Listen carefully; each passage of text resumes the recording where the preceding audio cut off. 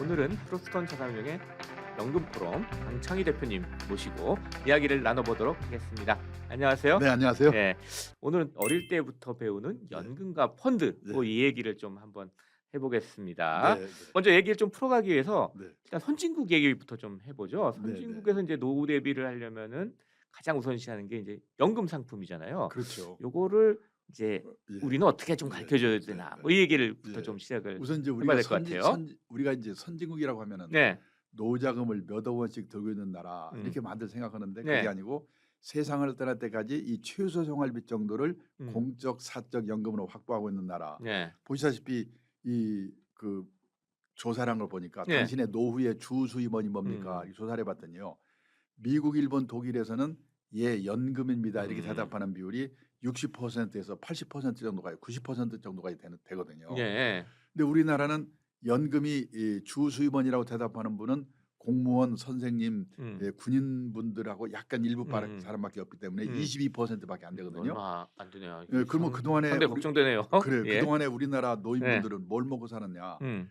1980년도만 해도 자녀의 도움이라고 대답한 비율이 72%였는데 이게 급격하게 줄어서 2021년 조사에서는 14%로 줄었더라고요. 네.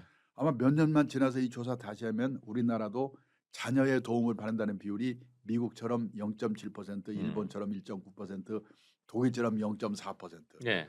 세계 어느 나라도 자식이 부모의 주 생활비를 도와주는 나라가 없거든요. 그렇기 때문에 또 우리나라 같은 경우는 도와주고 싶어도 도와줄 수가 없는 게 뭐냐면 그 1960년 기준으로 우리나라 여성 어머니들의 평균 수명이 54세였거든요. 네. 근데 2019년 기준 우리나라 여성 어머니들의 평균이 86세예요. 네. 그러니까 32년 늘어났거든요. 그러니까 60년대까지만 해도 수명이 짧았기 때문에 노부모 부양 기간이 평균 5년이면 끝났는데 앞으로 100세 시대에는 25년에서 30년. 네. 이제는 노인이 노인을 부양해야 되는 시기거든요. 네. 자식도 노인인데 나를 어떻게 도와줍니까? 네. 그 다른 거 없고 일단 국민연금 부부가 같이 드는 것부터 시작해야 돼요. 네. 그렇죠. 요즘 그 가정주부는 의무는 없지만은 네. 이미 가입을 최저 금액이 한 달에 9만 원인데요. 예. 9만 원씩 30세에서 60세까지 가입을 하면은 세상 떠날 때까지 53만 7천 원씩 받더라고요. 그럼 남편 그거 합치면 절대 굶을 염려 없거든요. 그래서 그걸 연금 맞벌이 뭐 이렇게 얘기를 그러니까요. 하더라고요. 예, 예, 예. 예. 그다음에 그다음에 국민연금이 가장 퇴직연금, 기본이고. 예, 그 1층 연금이가 되는 거죠. 예. 그다음에 2층 연금으로 퇴직연금인데 요즘은 뭐 개인 기업, 자영업자 이런 분들도 세제 혜택 받으면 다 들고 있으니까 네. 이거 다 들고 그걸로 모자라니까 한 달에 10만 원, 20만 원이라도 개인연금. 이 100세 시대에는 요 세 가지를 3층 연금이라고 하는데 3층 연금으로 최소 생활비 확보할 수 하는 게 가장 중요하다. 이거를 우리도뿐이 아니라 우리 자녀들도 확실하게 깨달아야 되는 거죠. 네. 그러니까 결국 재테크보다는 그렇죠. 3층 연금 더 중요하다. 이걸 갖는 게 예, 예. 중요하다. 그럼 예. 그것이 준비가 안 된 사람은 어떻게 되냐? 살고 있는 집, 고향의 땅 과감하게 은행에 맡겨놓고 생활비 받았다가 갈 때 정산하는 거거든요. 그래도 갈 때 자식한테 집안전은 줘야 되지 않냐? 근데 100세 시대에 100살 가까이 되면서 세상 떠나는데 그때 자식은 70살쯤 되잖아요. 네. 주어서 무슨 의미가 있겠어요? 그러니까 지금 연금에 대한 인식을 빨리 바꿔야 빨리 된다. 바꿔야 된다. 네. 근데 지금처럼 상당히 저금리 시대다. 그러면은 이 은행에다 이제 예금해 놓고 그거 받아가지고 노후 자금 마련한다. 이건 상당히 좀 어려운 것 그렇죠. 지금 같아지는데요. 금리가 뭐 올랐다고 해도 네. 이 정기예금 금리가 2.5% 될까 말까거든요. 네. 그러니까는 뭐 이 웬만큼 모아서는 도대체 세금 떼고 나면 금리가 몇 푼 안 되니까 저는 그래서 이 금융에 대해서 공부를 좀 제대로 애들한테 해야 시켜야 된다. 되는데 예. 자녀 리스크를 예. 지난 시간에 많이 얘기했지만 그걸 줄이려면 아이들한테 금융에 대해서 제대로 가르쳐줘야 된다. 예. 근데 이 금융이란 게 그냥 단어 자체에 딱 그러니까 들으면 좀 쉬울 것 같아서 좀 금융 어려워요 얘기하기가. 알고 보면요. 예. 별거 아닌데 예를 들어서 주식을 사고 팔고 하면 되는데 매매하고 이렇게 얘기하고요. 예. 그 뭐 여러 가지 용어가 있는데 네. 그거를 제대로 해야 되는데 금융이라는 말이 뭐냐 그러니까 돈 빌려주고 돈 빌리는 거게 금융이잖아요. 예. 금융 상품은 또 뭐냐 빌려주고 빌리는 수단이고 근데 이제 다양한 금융 상품이 있는데 예. 크게 두 가지로 나눠진다는 거를 저는 뭐랄까 일반 그 어른 투자가분들도 이걸 모르는 분들이 많더라고요. 저는 그래서 제일 먼저 얘기하는 거 뭐냐 우리가 저축해서 돈 모으자, 투자해서 돈 모으자 이러니까 수많은 금융 상품은 저축 상품과 투자 상품으로 네. 나눠지는데 그 저축이라는 말과 투자라는 말이 뭐 그냥 저축해서 돈 모으자, 투자해서 돈 모으자 하니까 비슷한가 보다.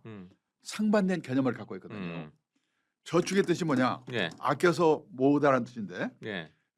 대표적인 저축 상품으로 예금이죠. 지급액이 확정된 보험, 지급액이 확정된 연금 이게 저축 상품인데 네.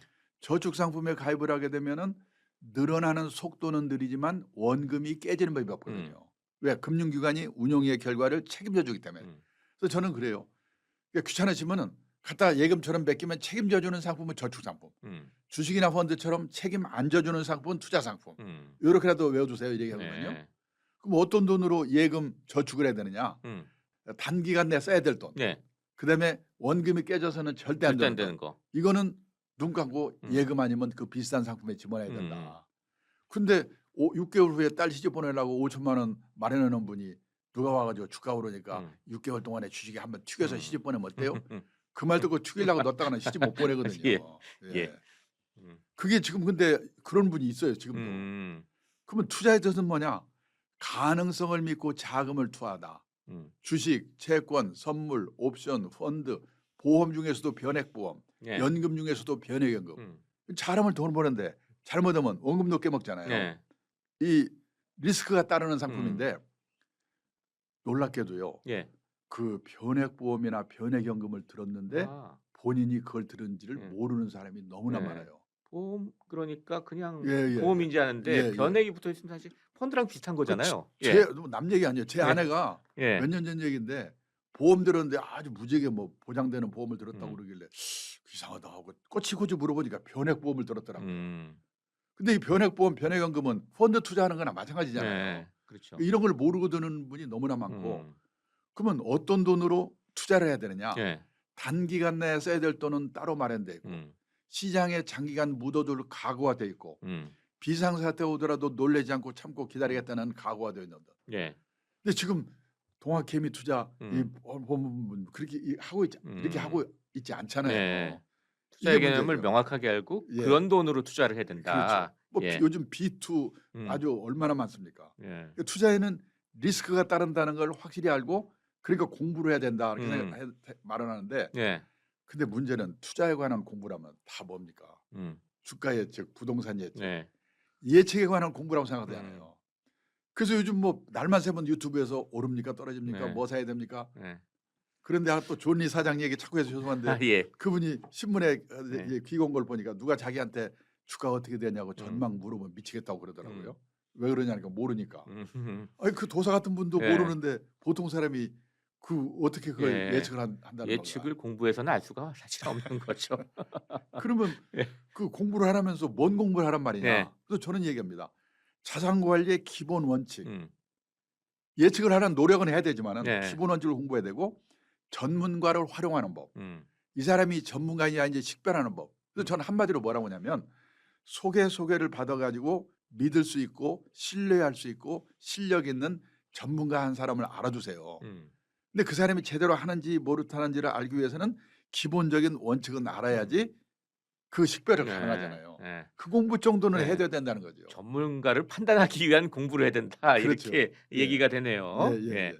또 방금 전에 또 아까 리스크란 또 말씀하셨는데 리스크도 또 제대로 모르는 분들이 저는 많더라고요. 이게 큰 문제라고 생각하는데요. 그 리스크를 지금 우리나라에서는 위험이라고 번역하고 있잖아요. 신문 솔직히 저 신문에서도 위험이라고 번역하더라고요. 저도 위험 이렇게 생각을 많이 하는데요. 문제가 많다고 생각하는데 사실 십몇 년 전만 해도 우리나라 사모님들이 세계에서 깡이 제일 좋았잖아요. 그때는 이 아줌마들이 이렇게 무모해서 어떻게 막 겁이 날 정도였는데 그 십몇 년 사이에 우리나라 사모님들이 주식 사서 깨먹어, 펀드 사서 깨먹어, 아들 취직했는데 잘려, 딸 시집 갔는데 고약한 놈 만나. 그 지금 우리나라 사모님들 눈에 보이는 거는 위험밖에 안 보여요. 위험을 입에 달고 다니는 것 같아요. 위험한 놈 만나지 마라. 딸한테는 얘기죠. 위험한 위험하다 회사 그러면 들어가지 마라. 무조건 피해야 된다 이런 위험한 느낌이 드네요. 회사 들어가지 마라. 공무원들하고 난리지 않습니까? 음. 근데 제가 놀란 게 저는 그래서 이 리스크를 위험이라고 번역하지 않고 그냥 리스크라고 하거든요. 왜냐? 위험의 정확한 영어는 우리 중학교 때 배웠잖아요. 데인저. 홍수 나서 죽을 위험, 폭탄 터져 죽을 위험. 그러면 리스크의 정확한 번역이 뭐냐면 불확실성이거든요. 네. 잘 될 수도 있고 음. 잘못될 수도 있고. 네. 근데 다들 잘못될 수 있는 것만 가지고 음. 리스크라고 하니까 네. 이게 문제가 되는 거죠. 음. 근데 얼마 전까지만 해도 소위 말하는 안전방이라는 게 있었잖아요. 음. 은행에 예금만 해도 금리 10% 넘게 줬잖아요. 또 몇 가지 직업만 선택하면 평생 네. 보장되고. 젊은 근데 앞으로는 사람들은 10% 금리 예. 보지도 못했습니다. 예. 사실은. 예. 근데 앞으로는 결혼을 하는데도 예. 직업을 선택하는데도 자산을 운용하는데도 이 리스크, 불확실성을 테이킹 않지 않고는 풍요로운 인생을 살 수가 없다는 게 네. 문제인데 예. 지금 많은 분들이 공무원은 안전하다고 생각하는데 제가 해외 사례를 보니까요. 네. 아니더라고요. 음. 국민들이 화가 나잖아요. 그러면요. 민간 기업에서 독사처럼 구조조정하던 전문가를 불러가지고 행정기획위원장을 시키더라고요. 그분들이 공무원도 감원시켜요. 감원하고 구조조정 공무원도 그렇죠. 구조조정하는 외국 사례들이 있다 예. 이거죠. 근데 예. 선생님은 또 안전하다고 그러는데 애들이 없는데 선생을 어떻게 합니까? 저는 그래서 이 안전한 직업은 이제 없다. 네. 근데 제가 놀란 게 리스크의 라틴어의 어원이 어디서 나왔냐면 용기를 갖고 도전하다는 데서 리스크가 나왔대요. 예. 저는 그래서 지금 제일 우리한테 시급한 게 뭐냐면 우리도 우리 애들도 용기를 갖고 리스크에 도전하되 관리할 수 있는 지혜를 배워야 우리한테 희망이 네. 있다. 위험 근데 그러면 무조건 예. 피해야 되는 것처럼 생각되지만 리스크 예. 그러면 그걸 감수하고 예, 관리해야 된다. 아니, 사전이 예. 어원이 용기를 갖고 도전하다는 데서 나왔다는 거예요. 예. 저는 근데 우리나라 어머니들이 가지 마, 근처도 가지 마. 애들을 그렇게 지금 하고 있는 게 저는 큰 문제라고 생각하거든요. 그러니까 리스크를 정확히 알고 예. 리스크를 관리하는 법을 배워야 된다. 그렇죠. 이런 말씀이네요. 예, 예, 그럼 예. 어떻게 해서 어떻게 예. 관리하면 될까요? 이제 그런 공부를 전반적으로 해야 되는데 네. 오늘은 이제 금융이니까 주식 투자에 따르는 리스크만 간단히 좀 소개를 해드리면요. 예. 물론 예측하는 노력도 해야 되지만은 이 기본 원칙을 지켜야 되는데 주식 투자에는 두 가지 리스크가 있거든요. 첫째가 뭐냐면 시장 리스크, 마켓 리스크. 우리가 아무리 좋은 주식, 저평가된 주식을 갖고 있더라도 예. 그 2년 전 그 봄에 코로나 사태 나서 폭락할 때 그 몰랐잖아요. 9.12 테러 사태 날 때 몰랐잖아요. 예. 또 그게 언제 끝날지 모르잖아요. 그래서 내가 좋은 주식, 저평가 주식을 갖고 있다면 이 급변 사태가 나타나고 그게 언제 끝날지는 모르지만 그때가 지나갈 때까지를 기다리기만 하면 내 이 좋은 주식이니까 제값을 받을 수 있다. 그래서 그때가 지나갈 때까지 기다려야 된다. 그래서 장기 투자를 하라는 거거든요. 예. 근데 많은 분들이 장기 투자 얘기하면 물리적으로 2년, 3년 그것만 생각하고 신경이 나게 오르는지 떨어지는지 이것만 얘기하고 그러니까 이게 문제가. 장기 투자는 왜냐? 이 불축의 사태가 언제 나타날지 언제 끝날지 모르니까 좋은 주식 갖고 있다면 그때가 지나갈 때까지를 기다려야 된다. 근데 지금 보면은 B2 하시는 분들 그다음에 회전율 보면 막 20대 남성의 주식 투자 회전율이 2년 전에 조사한 걸 봤더니 6,800%더라고요. 그 말은 100%면 1년에 1회전 한 거거든요. 보통 그 해외 유명한 운용회사들이 1년에 매매 회전율이 20 내지 30%. 그러니까 4, 5년에 한 번씩 돌리거든요. 예. 6,800%예요. 20대 남자에. 그러면요. 일주일에 한 번 이상 돌리는데 그렇게 해가지고 돈을 버느냐. 두 번째, 그거 하면은 언제 일을 합니까? 그렇죠. 그 장기 투자를 좀 이해를 제대로 해줬으면 좋겠어요. 그다음에 또 하나가 뭐냐면 아무리 시장이 오르더라도 불량 주식 갖고 있으면 안 오르잖아요.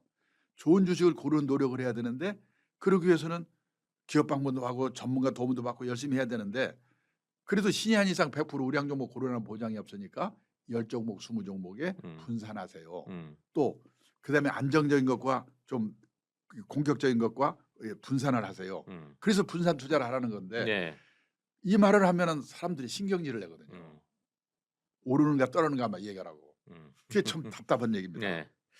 근데 이제 이 아까 우리 사실 주제는 이제 자녀 리스크 관리하기 위해서 아이들한테 이제 뭐 연금, 펀드 이런 걸 가르치는 거잖아요. 근데 아이들한테 바로 뭐 주식 투자하라 이렇게 좀 가르치는 거는 별로 바람직하지 않다 그런 말씀.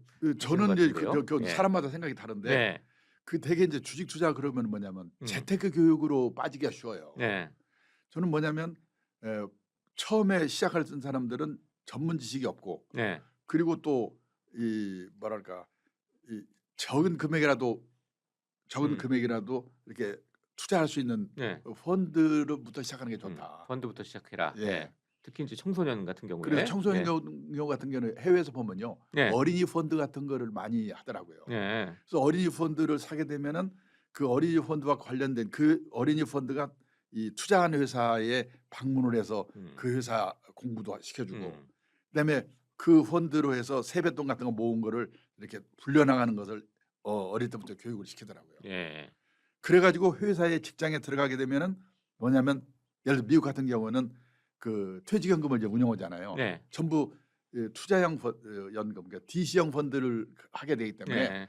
바로 그게 펀드 투자거든요. 그래서 공부가 연결이 되는 거죠.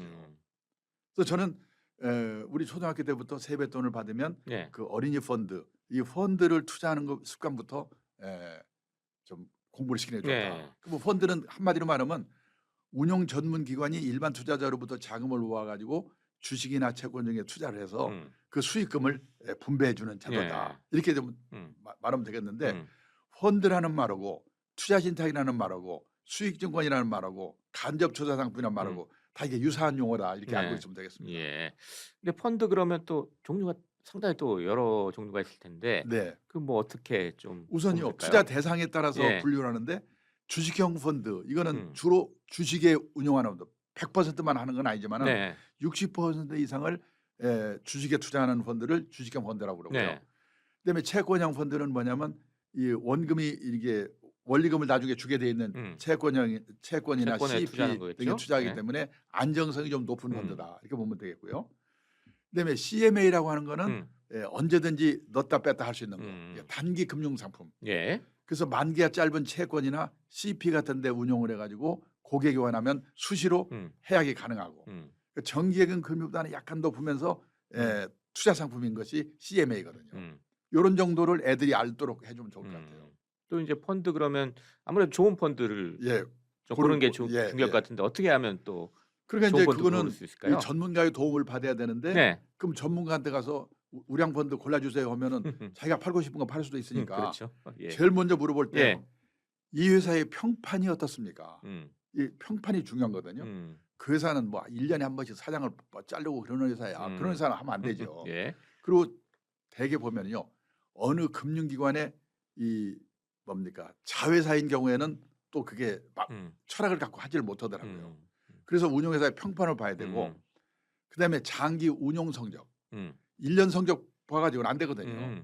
적어도 5년 이상 그것도 꼭 1등만 할 필요 없이 중상 정도를 꾸준히 내는 펀드. 예. 이거를 증거를 보여달라고 해야 되죠. 그 우리 소개해 주는 다 분한테. 공시를 하고 있죠. 사실 펀드 회사들 그러니까 그걸 예. 보면 될 공시를 것이고. 하는데 이 개인이 들어가서 보기가 쉽지 않으니까 그 상담해 주는 분한테 이 보여달라. 회사의 평판이 좋다는 거에 대해서 좀 얘기를 해주세요. 예. 그다음에 5년 이상의 운용 성적이 벌 때는 많이 벌고 깨먹을 때 왕창 깨먹는 게 아니라 중상 정도를 꾸준히 낸다는 걸 좀 보여주세요. 그다음에 수수료. 뭐냐면 10년 이상 장기로 투자를 해야 되기 때문에 0.5% 수수료 차이면은 이게 나중에 큰 차이를 나타내거든요. 그러니까 선진국의 투자가들은 펀드 투자할 때 제일 먼저 물어보는 게 수수료예요. 그러니까 요거를 기본적으로 봐야 된다. 또 이 청소년들 이렇게 목돈 있는 게 아니잖아요. 뭐 용돈 받아가지고 이렇게 또 펀드에 넣고 이렇게 될 텐데 그럴 때 좋은 방법이 어떤 게 있을까요? 그 이제 조심할 게 뭐냐면요. 처음에 그 용돈을 받아서 한 달에 뭐 5만 원씩 이렇게 투자를 했습니다. 그런데 한 3개월쯤 되는데 계속 떨어지면요. 상당수의 사람들이 김새가지고 그냥 그만둬 버리거든요. 근데 그 5년 10년 비가 오나 눈이 오나 할 수 있게 해야 되는데 그거를 위해서는 이 적립식 투자 이번 달에도 50만 원 다음 달에도 50만 원 이렇게 투자하는 걸 적립 투자라고 그러는데 그거의 마력 위력을 이해를 해야 돼요. 예를 들어서요. 그 여기 그래프가 나오는데 아래 그림과 같이 움직이는 그 펀드에 말이죠. 한 달에 10만 원씩 1년이면 120만 원 그다음에 10년이면 1200만 원이잖아요. 투자를 했다. 그런데 시작할 때 10,000원에 시작했는데 그때부터 계속 떨어져 가지고요. 2,000원까지 떨어졌어요. 그러고 나서 나중에 10년 지나서는 다시 절반 가격 5,000원으로 회복을 했어요. 그러면요. 10년 후에 이 사람은 비가 오나 눈이 오나 투자를 했는데 10년 후에 그러면 평가액이 얼마겠습니까? 그러면은 10,000원 했던 게 2,000원까지 떨어졌다가 5,000원으로 끝났으니까 이거 보나마나 이거 깨먹었을 거야. 근데 놀란 게 1,200만 원 들어갔는데 1,390만 원이 됐더라고요. 왜냐? 10,000원일 때는 펀드를 한 개 산다면 네. 2,000원일 때는 같은 돈으로 5개를 사잖아요. 이게 예. 그 위력을 알아야 되는데 또 하나만 더 예를 든다면 예. 어떤 사람이 한 달에 10만 원씩 예. 1년이면 120만 원, 10년에 1,200만 원을 투자를 했어요. 예. 적립식으로. 그런데요. 시작할 때 10,000원에 시작했어요. 5년 후에 5,000원까지 2,000원까지 떨어졌어요. 네. 계속. 그리고 5년 후부터 반등을 해가지고 다시 10년 후, 그러니까 5년 후니까 전부 합쳐서 10년 후에 네. 10,000원으로 회복을 했어요. 그러면 10년 후에 평가액이 얼마입니까? 물어보면 글쎄 원본 근처에 와 있지 않을까요? 놀란 게 2,410만 원, 2배가 됐더라. 2배. 예. 이게 뭐냐면 적립 투자를 시작을 하면 비가 오나 눈이 오나 10만 원, 10년, 20년 우리가 제일 하기 좋은 게 뭐냐면 퇴직연금이잖아요. 그러니까 2, 3년 후에 쓸 돈은 이게 안 되지만은 네. 퇴직연금은 10년 후, 20년 후, 30년 후 이 퇴직할 때 쓸 돈이기 때문에 이런 투자가 가능하죠. 적립식으로 이렇게 예. 투자하면 그리고 학생들은 좋다. 중학교, 초등학교 때부터 시작을 하면 대학 들어갈 때까지 한 10년 이상 할 수 있으니까 네. 이런 위력을 맛볼 수가 있는 거죠. 그래서 여기서 투자는 이렇게 하는 거구나. 공부를 시킬 필요가 있다는 거죠. 배우게 된다 이런 네. 말씀이네요. 네. 자, 마지막 질문으로 그럼 그 밖에도 이제 금융 상품 고를 때 좀 살펴봐야 될 것 뭐 이런 걸 좀 말씀해 주신다면 어떻게 좀 정리해 주시겠어요? 그 이제 우리 애들한테 예를 들어서 한 달에 10만 원씩 그 애들이 적립식으로 투자를 하겠다. 그런 말할 때 첫째 사려고 하는 그 금융 상품이 예금처럼 갖다 맡기면 책임져주는 저축 상품인가? 주식이나 펀드처럼 잘하면 돈을 버는데 잘못하면 원금도 깨먹을 수 있는 리스크가 따르는 투자 상품인가? 이거를 확실하게 알고 사도록 해야 된다는 먼저 거죠. 구별을 하고. 왜냐하면 요즘 그 금리가 낮아서 가공된 상품이 많아가지고 제목만 보고 설명만 보면 애매한 게 너무나 많거든요. 그래서 이게 헷갈리면 이거 책임져주는 저축 상품이에요? 아니면 투자 상품이에요? 확실하게 확인하고 살아. 이게 첫째입니다. 그다음에 두 번째는요. 이 예금처럼 갖다 맡기면 책임져주는 저축 상품은 책임져주니까 사놓고 잊어버리고 있어도 돼요. 근데 투자 상품은 원금도 깨먹으니까 꼼꼼히 살펴보고 가입을 해야 되는데 그중에도 간접 투자 상품, 펀드, 변액보험, 변액연금 이런 거 많이 하거든요. 또 우리 애들이 가서 할 때 펀드 투자를 하니까 그 간접 투자 상품에 투자를 할 때는 어디 가서 사느냐? 국민은행, 삼성증권, 농협 사는 데도 중요하지만 더 중요한 거는 그 간접 투자 상품을 돈 벌게도 하고 마련 받기도 하는 데가 있거든요. 무슨 투자운용사, 무슨 자산운용사. 우리나라에 200몇십 개 있잖아요. 그 중에서 실력 있는 운용회사가 운영하는 간접 투자 상품인가? 이거를 알고 사셔야 된다는 거예요. 근데 그거를 확인하고 사는 사람이 100명에 한 명도 없어요. 그럼 우리가 어떻게 확인합니까? 그래서 아까 말씀드린 것처럼 이 전문가의 도움을 받아야 된다고 말씀드렸는데 그래서 소개를 받아서 믿을 수 있고 신뢰할 수 있고 실력 있는 전문가 사람을 알아두는 게 중요하다. 그 사람한테 물어보세요. 근데 제가 어디 가서 강의 끝나면 어떤 분이 저한테 오셔가지고 저 펀드 사가지고 깨먹었는데 어떻게 해야 돼요? 저 물어보거든요. 그 펀드 어느 회사가 운영하는 건데요? 그걸 알아야지 제가 대책을 얘기하죠. 아직까지 운영회사 이름을 알고 대답하는 분을 본 일이 없어요. 산 데밖에 몰라요. 운영회사. 그다음에 세 번째는요. 단서조항. 금융상품에는 단서조항이 있는 상품이 많거든요. 요즘 은행이나 증권회사에서 그 중위험 중수익 상품이라고 그래가지고 ELS라는 상품을 많이 팔고 있잖아요. 그 좋은 상품인데 단서조항이 있거든요. 그중에 한 단서조항 중에 하나가 뭐가 있냐면 주가지수가 3년 이내에 40% 이상만 떨어지지 않으면 원금이 보장됩니다. 근데 그 말 안 해주거나 어떻게 40%가 떨어져요? 떨어져가지고 손해본 사람이 있어요. 그걸 알고 사셔야 되는 거예요. 그다음에 적합성. 어떤 사람한테는 참 좋은 상품인데 나한테는 맞지 않은 상품이거든요. 직장인이 컴퓨터 앞에 앉아가지고 선물, 옵션 샀다 팔았다, 주식 샀다 팔았다. 빨리 말려야 돼요. 그 시간이 없죠. 직장인들이. 제가 옛날에 사장을 할 때 사무실을 가끔 돌거든요. 그러면 제가 지나가는 순간에 PC를 팍 끄는 친구가 있어요. 왜 껐냐? 아마 야한 사진 보고 있었거나 아니면 주식하는 친구. 근데 그런 친구 중에 진급 빨이 되는 친구를 못 봤는데 근데 주식을 하지 말라는 게 아니고 해야 돼요. 해야 되는데 하더라도 일주일에 한 번이나 보고 느긋하게 해야 되거든요. 왜? 직장인은 직업에서 성공해야 되니까. 네. 가장 큰 투자 엔진은 자신의 직업이다. 그 시간에 일을 해야죠. 그래서 직장인들은 우량 펀드 사놓고 우직하게 원칙대로 하고 일 열심히 하는 게 좋다는 건 제가 주장입니다. 네. 그다음에 5번째로 세금. 옛날에는 세금은 부자들만 생각하면 됐거든요.